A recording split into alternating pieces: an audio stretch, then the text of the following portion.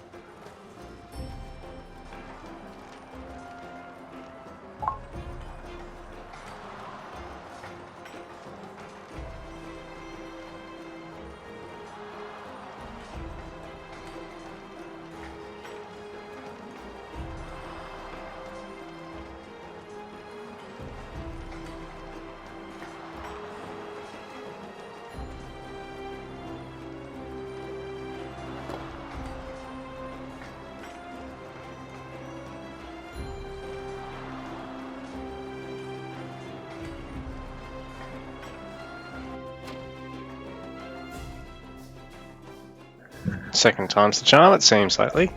Alright, we've got Ghost Lake loading in, so I'll just be a sec to get this one set up. But yeah, both of our players today are going to open on their Celts, and they're both pretty notorious for quite solid, aggressive Celt play, with a bit of weird stuff thrown in.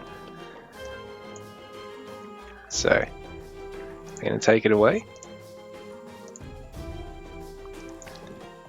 And so, spawning as player number 1 in this series today, we've got Pharos. And I've mentioned that he's Celts, but you're going to have to pay attention to the blue trunks today, because that's who he's on. As Celtiardus. And then today is player number 2. We've got FF and EZ. Also, as mentioned, he's on his Celts, but he's on the red trunks, so keep an eye out for that. And yeah, guys, both of these players have only dropped a game so far in this tournament, which has unfortunately knocked them into the third place final, but it'll be an interesting game, I think, because they've had some really strong games so far. FF and EZ had a really nice upset victory over Crimson Cantab, and we see him going for an early barracks along with his opponent Pharos, basically identical on the health there, so pretty much just as fast in getting to this stage of the build. But it looks as though FF and EZ is trying to pry away one of Pharos's sheep, and if he's costed his chance to maybe grab this set now because he's too far over and he's not going to be able to grab that. Pharos securing 2 sets. So one of the unique things about Ghost Lake is the actual frozen lake in the middle of the map. You've got groups of 3 sheep rather than 2, and there's 3 sets out in 1v1, there's always 3 sets, so there's an uneven number to fight over. It seems Pharos has actually pinched the 3rd set, so this is going to be a nice start for him, because that's basically 900 food in the bank as long as he can get these ones home. But it seems as though FF and Easy is quite alert, had brought his scout back to try and figure out where the spears are going to come from, and he's managed to defensively pick these back up quite quickly. Pharos getting his scout quite a bit low. But, oh, that was a weird little collision bug there. Just sort of pushed both of them back a little bit. I guess the scout is the heavier unit overall, but he's going to be getting some good intel here for Pharos. He's going to see this first spear come out, although if he's not careful, he may lose his scout. It is quite... Oh, he does save it in time. Gets it out on 40 health, so he can always take the healing upgrade or use a druid in age 2 to top his scout back up. So the beauty of civs with age 2 healing is that you can always take advantage of that rather than having to commit to the ointment, because as much as it is a really cheap and cost-effective tech to have, because the scouting value is immeasurable, if you can skip it, even better. So as Celts, they're one of the civs with the age 2 healing. Babylonian gets their pharmacology tech. Persia gets their A10 tech, which is the only age 1 healing other than Egypt's starting priestess at Ra. Egypt obviously has those priestesses, but Celts have got the druids, which have got their insane damage buff at 15%, I believe it is. Actually, it might only be 10. No, I think it might only be 10. Even still, quite noticeable, considering they are also a healer, so a unit that not only heals, but actually provides a big damage buff is an immense boon to your army, particularly in this mirror matchup. So I think it's going to largely come down to their ability to make use of that. So right now a bit more spear pressure going on here from Pharos, but FF and Easy has enough here to defend, and he's got the scout there to tank. Oh, actually, no, I take that back, sorry. I'm seeing this back to front. FF and Easy is coming in and using the scout to tank and trying to pinch the sheep off Pharos, but he's largely unsuccessful in doing all this. But in saying that, Pharos has got an idle worker here, and Pharos, in the meanwhile, yeah, Pharos does have the opportunity to go on FF and Easy there until another spear comes out, I suppose. Oh no, he's rallied them to his villagers there, so a bit of a scrappy... It's always a bit of a scrap in Celt v Celt when the spears don't meet each other in the middle of the map, because then you often find yourself in a situation like this where you're both having to play defensively back at home while trying to also play a bit aggressively. And Pharos taking... I'll get rid of that actually. Pharos taking this second storehouse. FF and Easy hasn't moved on to that yet, but he's already got his age 2. Oh no, Pharos has already got his finish, so Easy, a little bit slower overall. So right now Pharos does have a bit of a score lead. Villager counts are 19 to 16, so Pharos, I think he's actually managed to pinch a villager or 2 there, as well as interrupt a bit of build time with the villagers. So in terms of stone, FF and Easy already has it, but he needs to get some more wood out, or Pharos has exactly what he needs to get that 3rd town centre out already. See a handsaw coming out for FF and Easy, whereas Pharos, he's actually got hunting dogs queued. So this is interesting, but it's really worthwhile to have the tech. So it's going to make his sheep last longer. It's going to make his hunts last longer. So it's a very, very useful technology to have. But FF and Easy going for a bit of a scout here with this single spear. Oh, some more follow-up ones here. He's going to probably trade this one away for free, I think. So he does notice that, but he does get the intel that the town centre is going to be going down there. So I think he might wrap around and try and hit back at the starting town centre. But he needs to bring more units across, I think. He does have his longswordsman back at home, so these spears, they're going to need to basically hit Pharos where there's not any longswordsmen. Otherwise, they're just going to basically be thrown away, because at this stage of the game, as Celt, all you want to basically have out in the field is longswordsmen and maybe druids. So, right now, FF and Easy, a little bit brave, I think, with having those guys sit there, because as much as they might catch something heading out there, as much as they can be used to come and raid quicker, if they get caught out there, they're dead. The longswordsmen are going to come and join them now. They were back at the base to try and keep a defensive hold, but I think they were over here rather than over where the town centre was going down, so bit of a scrappy opening here from both players, I think, but it's Celt v Celt. It's the first game in a tournament, so I can't blame them for being a bit off their game, because it is a bit of a shock of a matchup.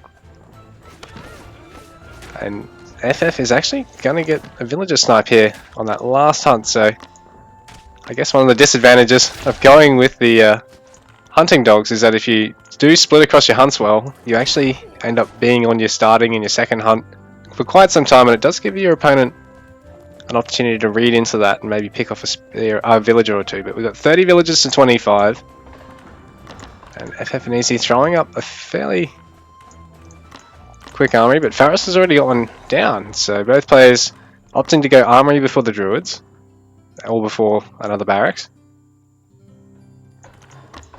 Now the second barracks from FF and EZ going out. So I think Pharos has got a bit of an eco lead over FF at the moment, considering he's had 4 more workers through most of this at the moment. But these spears are going to come for another attack. Although Pharos has pretty much the bulk of his army here, and he's going to snipe this second barracks here from FF, which is pretty big because he's already down a barracks if they had it finished, and the armory is going to get finished off too, so that's going to be a bit of a big blow. He is going to get this ultimately. He's going to lose a bit of unit. Oh, the repairers come in the nick of time. FF and Easy with the clutch repair, getting a lot of kills. I think as long as he can catch up on the macro here, he can work his way back into the game, because I think he sniped another villager in the end trying to take the gold while this was going on. I'd wager, because he's only 3 villagers behind now rather than 4. Although actually now he's up to 5 behind because he actually missed a villager timing then. But yeah, he did pick off a worker, and he did manage to save the armory. He did lose a barracks though, so FF and Easy still has to play catch up in terms of his unit production, because there's 3 Raxes from his Celt opponent. Pharos with a really nice push there. I just think it was a bit unfortunate not to get that armory, but in saying that, he probably should have seen that coming, considering FF and Easy has it stacked up right next to the TC, so some pretty swift TC garrison micro can always make it hard to actually snipe anything around there, either villages or buildings. So Pharos is going to be able to clean this up, and he does have a druid in the mix as well, because he's already got that grove down. So FF and Easy still quite behind in terms of his army production, but in terms of his eco, he's not doing too badly. Again, he's only fluctuating between 3 and 5 villages behind Pharos, so he's done well to catch up there, because it had blown out to about 6 to 8 I think at one point, but he's picked off another couple of villages actually. FF and Easy is punishing Pharos for the greed, so even though Pharos is that slight step ahead in the macro, he's definitely punishable, particularly in the mirror, particularly if the army is all bunched up at once, and FF and Easy is quite good with actually keeping a fairly split up army, and Pharos is just trying to chase him down with everything he's got, which means that FF does always have to constantly back out, but well, neither player's actually gone for any Bard Hall upgrades, and it's not that common to see, but you can do really good hit and run base play once you work those speed upgrades in, until your opponent works in the same ones, of course, but or then you can always just transition into Woad Raiders, because they are faster than the longswords, but again, probably not the best to take the fight into them. And Pharos making use of double grove production behind this. He's got out the druids that he needs, and I think he's actually going to basically have this pair now bound up as macro groves and throw down a third and use it to reintroduce druids.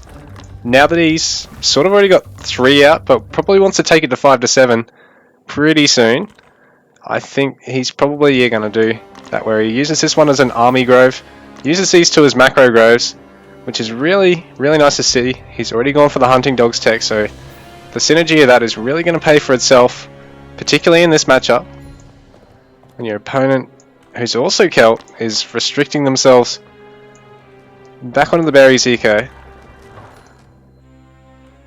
Because then you can, even though the berries are slightly faster than the herdables, you know, they're slower than the actual hunts, so if you can maintain hunt herd, it is better than pure berries.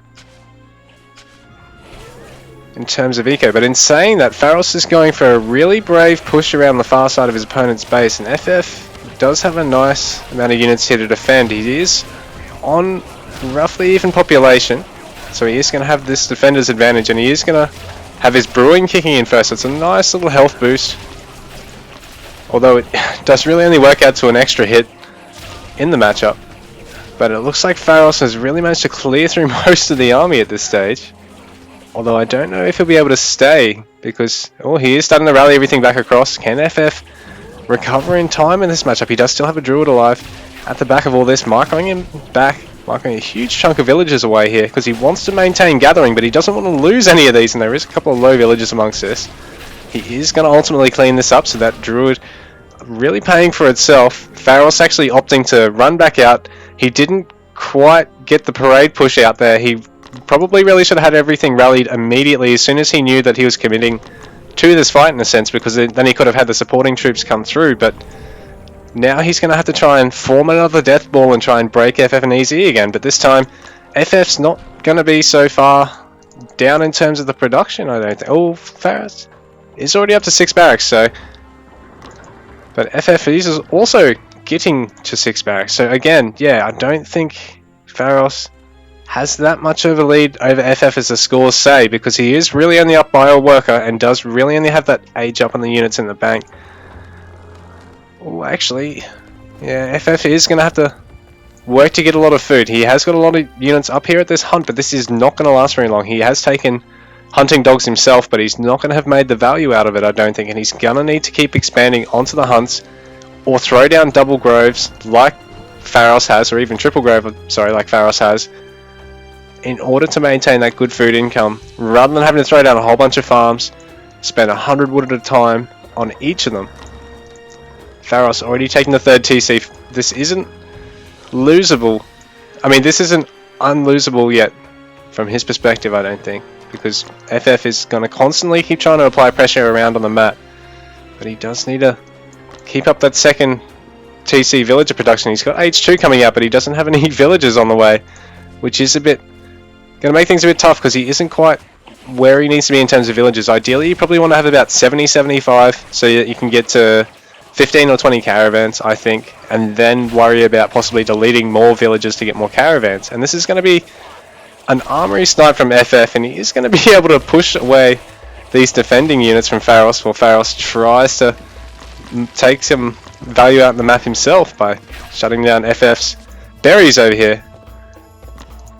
So FF doesn't have a huge amount of food gatherers. All these guys have gone idle. He has sniped that armory, and he is going to deny some gold, but Pharos is neither particularly gold starved, nor was I think he really that concerned about getting any upgrades out at the moment. Even though the H3 upgrade would have been a huge boost to him, I don't know if he's quite comfortable to committing to him yet. Because he's probably thinking about taking a fortress or something down on here on the bottom side. Or possibly even an aggressive one, as soon as he can build up some momentum in a fight here, and he might be able to do that because FF and EZ's double barracks wall here is going to go down. That's a lot of busy long swordsmen. He does have that druid advantage over FF and EZ at the moment though, I think. Actually no, sorry. Yeah, things have really swung Pharos' way. Yeah, FF and EZ has not been able to keep up behind this, and this time Pharos is not going to make the same mistake. He is going to back this up with as many units as he can. FF and EZ's defending units won't be able to break this, and he does tap out in the end. GG, well played guys. It's a really nice first game today. So in terms of, let's go to, yeah. FF and EZ did a good job of sniping a lot of units there throughout the mid game, as well as, yeah, really nice defense there, but I think he was just that little bit too far behind. And Pharos was just that little bit cleaner in terms of the macro for game 1 there, so GG, well played guys. And if we just go to current villager pot, yeah, so FF did lose a villager earlier and Pharos didn't, so that did put him on the back foot a little bit there, and he did have a slight slip in terms of his production, but then he did also get a couple of snipes too, so Really nice work. He did actually put himself ahead in terms of villagers for a bit there, but like I said, once he made the mistake of queuing up that age 3 and then not really worrying about his villager production, he actually sort of missed a few, fell back behind, and I think it was GG from there. So really nice game 1 today. We're going to go to the intermission screen. I'm just going to check with our players.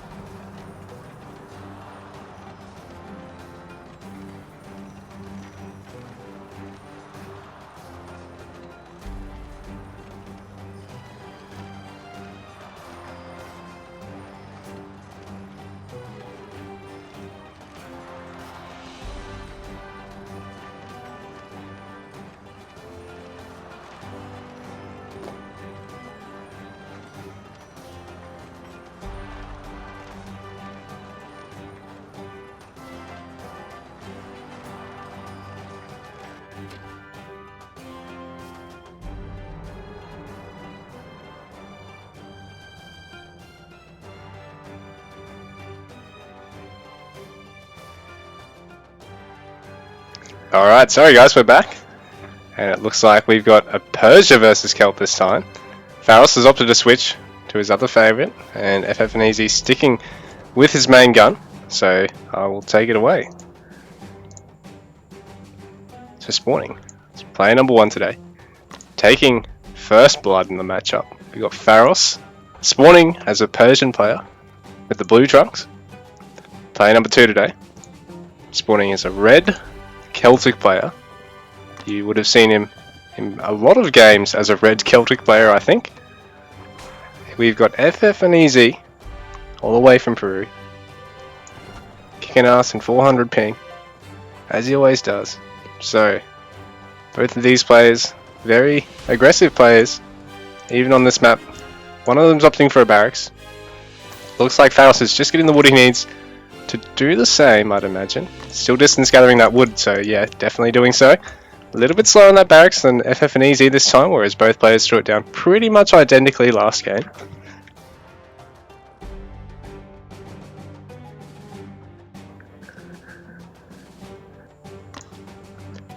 And it's quite a big map actually, but the rush distance is fairly, I'd say fairly medium.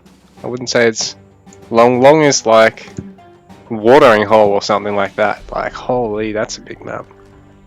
Actually, no, I take it back. Nerfed watering hole. That's been reduced in size. It's probably about the same size. But Pharos, a bit slow to take that second storehouse now. I think he's probably just about to do so. He's going to finish that barracks. He's really desperate to force out that quick spar bar. But he's actually going for that storehouse in that spar. But he's going to need it because FF and Easy, even faster with his barracks timing, has a spearman on the way. 2 on the way actually. Got the food to throw out a third now. I think he's got just a bit too many villagers in queue because he could keep this spearman production up behind this, but I think he just wants to make sure he keeps his villager production up. He's throwing up another spearman now. He's getting hunting dogs, so this is good for him now because he has found another hunt. He's got room to find another, I'd say probably 2, maybe 3 over his side. There's even usually some up here on the high grounds, mid grounds, sorry. And then up here in this little, oh, we got a pause.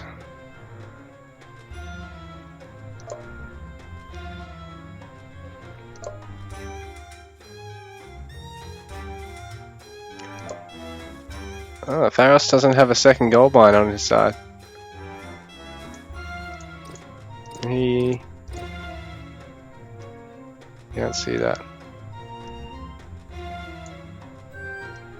Yeah, they're up the front.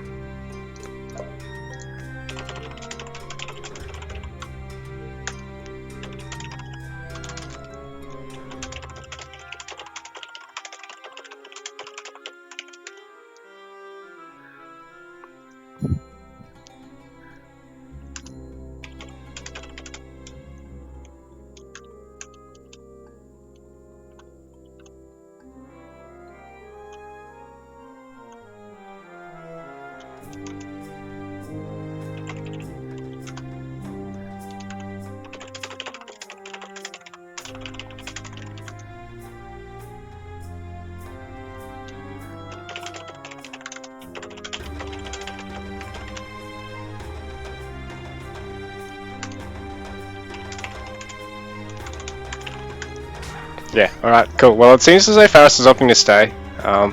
He does have another gold mine there. And where was that one up the front? There, it was just bugged for a second. Yeah, so both players do actually have a gold mine. They do actually have 2 expansion gold mines. It's just that Pharos are up the front side of his base. FF's, one's up the front side and one's up to this left side, so roughly about the same distance from the starting town centre. I think I've convinced him just to play on. It's just going to be a bit interesting to see if he'll be able to take them, because FF can obviously look at camping this quite easily, given that they're both up the front side of the opponent's base, and, well, FFs at least have a bit of a wood block in between them.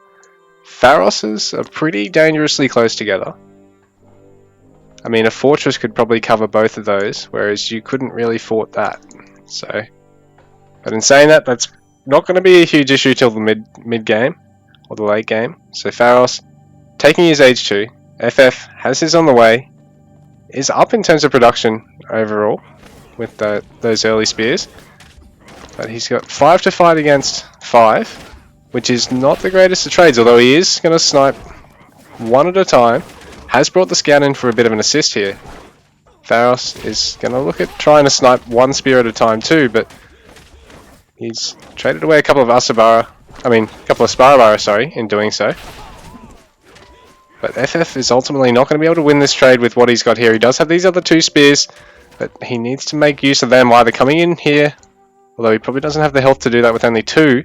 He does ultimately win this little trade though. So he does win the little micro battle, but he's going to lose another spear. Yeah, now the A10's kicked in as well, so things are going to look a bit dire for him on the front there. He needs to get those spearmen out now. I mean, those long swordsmen out now. Persian player can obviously opt for his range or for heavy Sparbara play with the upgrade until the longswords come out, and then just follow it up with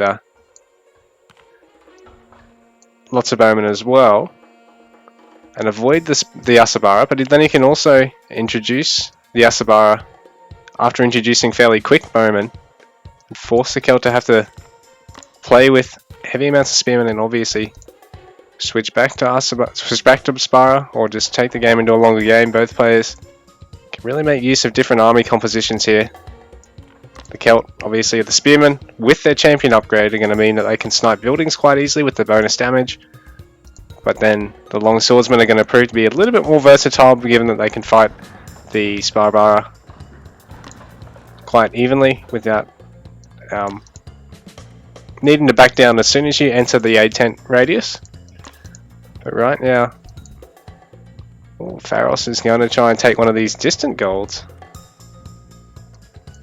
In fact, I think he's throwing down his rangers. Is he waiting to get the wood to throw down his second town center over here? Because FF is actually camping one of these front gold mines, so Pharos getting a range out, having deleted the other range in order to get this faster town center down. Ideally, he probably could have just had it thrown down while he had the workers on there, because he's had that bit of a delay in the gathering now. So 22 workers to 20 in favour of Pharos, but FF and EZ has his TC up as well. Only a single villager building it though, which is interesting because it's going to take a lot longer to build, but in saying that, he's going to have 4 workers more gathering, so that makes up for being down by 2. I don't know why he's down by 2 when he's had the aggression all his way. He's down by 3 actually. Pharos not actually producing any villagers at the moment. He's housed. There we go. Got another villager in production. So a bit sloppy, but probably a bit anxious in this tournament. Second town centre is going to go down, I think. FF and EZ. Has he scouted this? He hasn't scouted it. So FF and EZ going for a bit of a wanderer. I think he sent a single spear in there and lost it. So he's just figuring out what Pharos has got going on. Pharos has 7 spar, but there's 14 spearmen for FF. Starting to lag a bit, and he's got the range coming out. Stopped his spear production for now. He's going to go and try and take an age 3 quickly, actually. Not have to play around his long swordsman or spearmen and his slingers, and just get straight on to having cavalry, ward raiders, and his bowmen. The Persian player is now probably going to have to respond with getting out immortals to deal with that, with a quick H3 of his own. The bowmen are as good as they're going to be against the infantry once the ward raiders are out, and once the horsemen are out. It's just really hard to get much value out of them, because they're suddenly going to be facing against a later age unit that they trade encounters with that has a charge, and also have a front line that's not infantry, so they won't be getting their bonus damage out. And Pharos is going to get spotted here. So FF and EZ, despite losing a big chunk of the spearman army, and he is going to get a nice pullback here of Pharos' gatherers.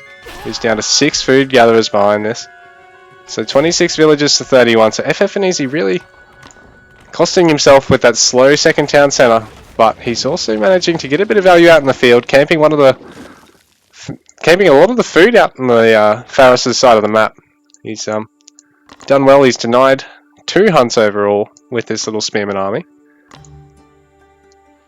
And now there are a couple of longswordsmen in the mix. A couple more spearmen as well. It's always interesting seeing FF and EC's gear choices. He's got the burger and skewer spears. Oh man, I love it. So Pharos' split bases is quite interesting because the Celt player can always just mass up a huge amount of spearmen and slingers. And when the Persian hasn't got any cavalry in the mix, it makes it quite hard to deal with. So even though he's forced out a quick age 3, he's put himself in the position where he can actually really deal damage with an age 2 composition here, I think. And that's probably really what he's best off doing to try and snipe this town centre. Given what he's got, given what he can make, and just how cheap and quick it is to whip up a quick spearman slinger composition, which is, although the spearmen aren't going to be very useful against a high number of Spara, when it's a mostly bowman dominant build, just enough spearmen to snipe the buildings, and loading it up with slingers is plenty to crack the Persian player. But in saying that, the Persian can always add in the Asabara, can always drag the game out till they can get an age 3 out and get those Immortals out and Asabara and completely disintegrate any hope of an age 2 style composition from the Celt. So there's a pickaxe coming out here from Pharos as well, trying to get as much eco as he can. He's not actually gathering any gold from his main base at the moment. He's trying to get it all from down here, which is, I think, is quite smart actually, because, well, his likelihood of being pushed off this gold is quite high, really, given that it's nowhere near his main base, and these guys are going to get spotted, unfortunately for Pharos. Actually, I don't think FF's watching. He's looking back at his own base. So FF and Easy missing the opportunity to deny a lot of food gathering here from Pharos, because the army's parked all the way up here at the topside hunt. So, and FF has largely sent in these guys blindly, I think, but he is going to get some value here. He's going to try and take down the houses, but I think he probably would have been better off just trying to take the TC immediately. Does have the population lead here at the moment, so he has caught up in score too, so denying these resources has really helped give him a good catch up despite the sloppy work production. And there is a stables here as well that's going to get sniped. FF needs to try and focus down these villages while he's got the chance, because there is some units that are going to come in from Pharos, and FF is going to try and take this high ground as well behind all this, so he doesn't want to lose this. He doesn't want to lose the army, doesn't want to get forced off without sniping the town centre here. Otherwise he's really going to be shooting himself in the foot. But the workers are all backing out. Pharos is going to maybe just leave things to the last minute, let the town centre deal with a lot of these guys, and then just go in with everything when he's got the units to do so. So TCs are always quite hard to actually take once you get out of age 1.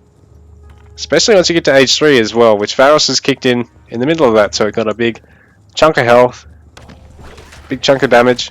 It's really hard to use this composition against age 3 onwards town centers, so age 1 or 2, it's pretty ballin'. Actually, has he even got champion? He does. Cool. FF's going for a quick wall, and Pharos can't see this, so lucky for FF and Easy. And Pharos taking a fairly greedy third town centre.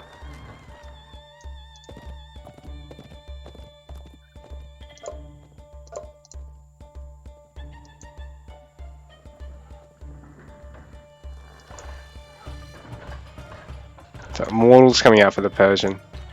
It's going to make it hairy for a infantry heavy Celt to deal with. But in saying that, there's plenty of ranges here. FF and Easy, who's getting a lot of bowman himself, so these guys are going to be what he really wants to deal with the Immortals until he can get to late game. This Celt really should probably be the civ to take age advantages in this matchup. So Call the Stag and Brewing coming out as well. He's going to get some speed. She's already got the first tier off, and some health on his units. Single Woad Raider going for a scout. It's a good unit to pick for scouting, actually, considering they're a single pop, quickest infantry in the game.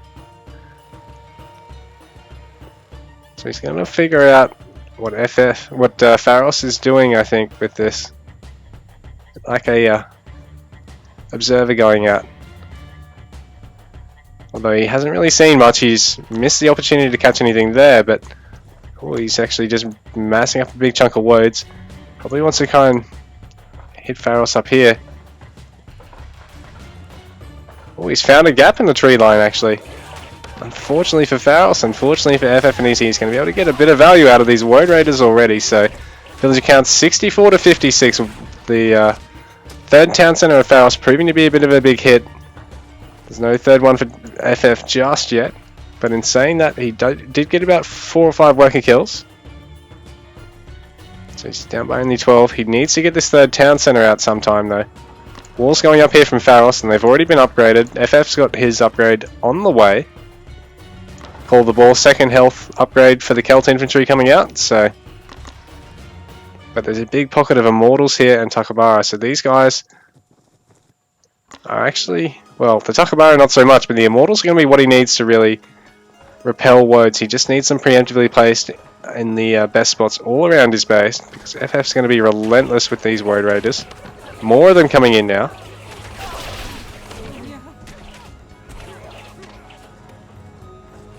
But there are some Immortals in tow. FF can always outrun these Immortals, and Pharos is going to be a bit slow. He's not going to have preemptively surrounded the woads, so he's going to have to do a bit more chasing and have to do a bit more running away. The woads are going to tank some shots now though. Villager counts, you're looking at 78 to 62, so that third town center is still proving to be a big benefit to FF and Easy. Where is his? I can't see his third town center. He hasn't got one, has he?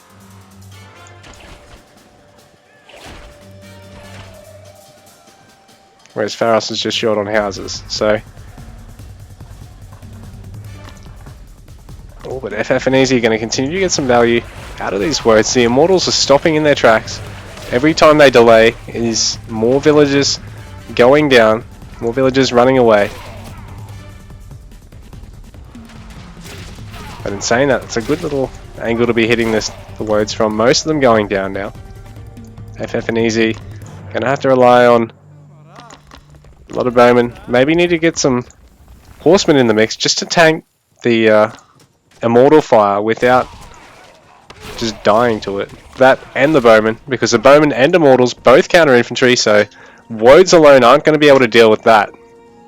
Woads and longswords alone aren't going to be able to deal with that. You need to rely on your own bowmen, possibly a handful of slingers. Keep them away from any Asabara that might come out. Maybe use your own horsemen to try and tank, like I said. This is a bit of an interesting hit because there's only a single line of wall here in front of this single town center, so not having stacked town centers could prove to be a little bit costly here for Pharos, really, because he doesn't have that second 30 DPS tower here with its 8,000 health pool whittling away at units. So the siege workshop is going to be denied, so no siege attempt here, and there's a fortress going up for FF, and he is going to get this town center of Pharos's. The units are going to come lumbering up the ramp, but there's again no cavalry in the composition. They're not particularly mobile to come and save things or put pressure on the map, you know, in favor of the Persian player here. So FF and Easy luring Pharos into playing very barracks and very range heavy might prove to be a little bit costly here for Pharos. But saying that, FF and Easy needs to pick up his macro game here a bit. I think he's on 66 workers to Pharos's 92. So for all the good damage he's doing out in the map, Pharos is just out macroing him here, I think.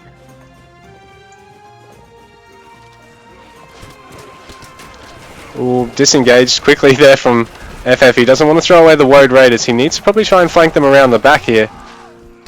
But all the Immortals can really go toe-to-toe with a mixed range composition here, because it's not just Bowmen dealing their nice multi into them. There is a bunch of Horsemen on the way out too here. But FF and Easy really needs that third town centre right now, and Pharos really needs to get his third back up and throw up some more houses. Both players could really be at 180 pop by now, I think. FF and Easy really low on gold at the moment. Neither player's opted to go for the top side of the map's gold mines. FF being forced out of this little valley here. Pharos already having cleared a gold mine up there too, so Pharos has really only just cleared out that gold mine in his base as well. Bit of an exchange going on here, but they've now backed out. Both players still in a reasonable position. Pharos now dipping below FF and Easy in terms of score, but I think I saw an Age 4 upgrade on the way here. Yeah, so a big commitment here from Pharos. It's going to set him back 3,500 resources, but if he out-techs the Celt player, it's going to be very hard for the Celt to come back from, I think. So Celt is one of those civs that does tech up quite quickly, or at least you've got plenty of opportunity because you give yourself a lot of map control in most of the matchups. Just given the fact that you've got high damage spears, quick infantry all round.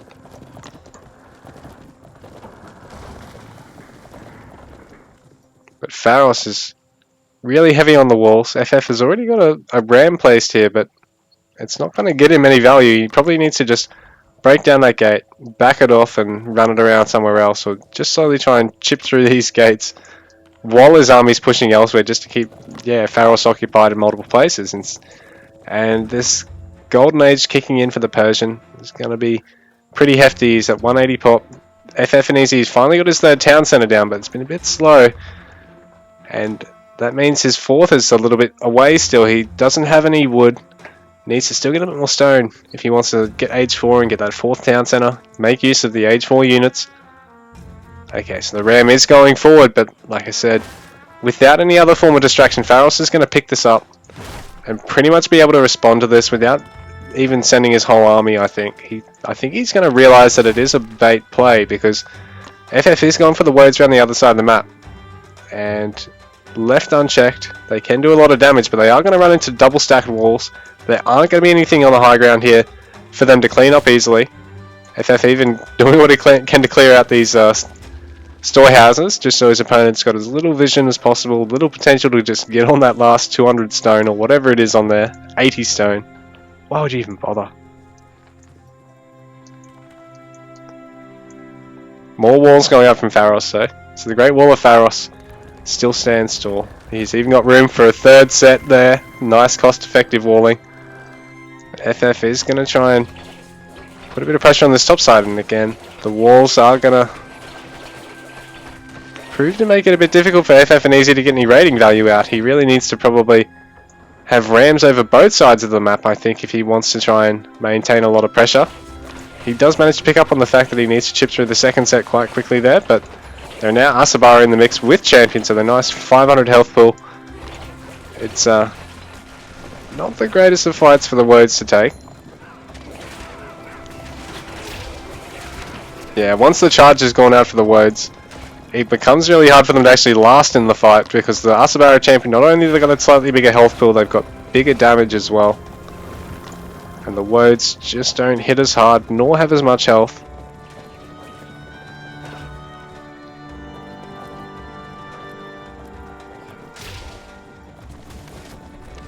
Oh, but there is a bit of a melee going on here, because FF and Easy is trying to run his army through the map to catch up with this, but hasn't realised that Pharos is sitting right here and he's cleaned up the bulk of the army.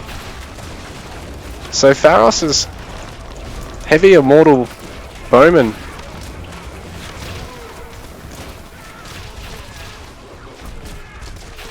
really proves to be hard for FF and Easy to deal with, and right now FF down by about 60 pop. It's going to be quite hard for him to respond to this. Actually, he's down by about 70 pop now. More of these units coming back to try and help out, but there's some rams in the mix. Defensively, they just need to probably just be deleted off if you can afford to get all the way to 200 pop, and if you can't, just use them as a tank, which FF's going to try to do, because I think he realizes this is his last stand in this tournament. This is going to be it. I think he can hold this possibly. He's got plenty in the bank, but he just doesn't have a lot out in the field, and Pharos has a huge amount of units here. Stacked everything up quite nicely. It's going to be hard for any of the woads to reach the bowmen. And all these horsemen are just out of position. They need to all be clumped up together to take down the outer barrier one at a time. So Pharos taking a much better position in this fight. I think this might be it for FF and EZ. He doesn't really have much else out anywhere on the map. It's going to pretty much be over, I think. He does have plenty of resources, and Pharos is actually backing out for some reason. 95 villages to 72 right now. He's in a decisive position, I think. He just wants to make sure. So there is a single gold mine being gathered from by FF. But if it gets sniped, I think that may be it, because there's a market up here as well. If either of these, or if both of these get sniped, I don't know if FF's going to be able to stay. He is amassing an army. Did lose a little bit of production, but he's replacing it. Did save most of it. My caravans are going to get sniped as soon as they come out until FF tries to deal with this. There is a war wagon in the mix. FF's up to 150 pop, so he's closed that gap down to... oh, what's that? 40? 45? There are some druids in the mix. But still, having these rams here that just locks up more population. And unlike the war wagons, which are going to be immensely useful at pretty much anything, against pretty much anything here, the rams are going to be useless for anything other than tanking. They don't deal any damage to units. This is a really tough spot FF and EZ finds himself in once again. Palantonon on the way. So Pharos, I think he's well and truly ahead. Age 4 upgrades kicking in. FF still stuck in Age 3 at the 25-minute mark. I don't know how he's going to be able to find his way back from this, but he's going to try. He is once again kiting with his marginally quicker army. I think because the war wagons are literally slower than the rams is what it's coming down to. The rams have got 1.5 movement speed over the war wagons, so ultimately this Celt mass is still quicker than this Persian mass, but only 30 pop in it at the moment. But Pharos is taking this fight under the TC. FF and EZ will back to 50 pop difference. FF and EZ is going to have to back out because he's largely lost his cluster of bowmen. There is still this big chunk of units here for Pharos, so FF is out of gold. I think this may be it, guys, because he's going to have to get onto this gold mine as quickly as he can. He's not going to be able to produce units in this meantime. He's going to lose a town center for this. He's not putting any pressure out anywhere on the map, I believe. There's fortresses up, there's walls up everywhere for Pharos. He's pretty secure in his late game macro setup, and FF and EZ, unfortunately for him, I think is not going to be able to come back from this. He's managed to finish the gold mine, so he's going to be able to maintain unit production. Once again, the bowmen do come up, but Pharos is back up to 180 pop, so he's back down by 70 pop at the moment, FF, and things are looking very dicey for him. It's amazing he's managed to last this long with such a population disparity. Surprised he closed it to about 30 there for a sec, but GG is called, guys. Well played to both of our players today. Pharos proving to be the victor. I'll just update this score.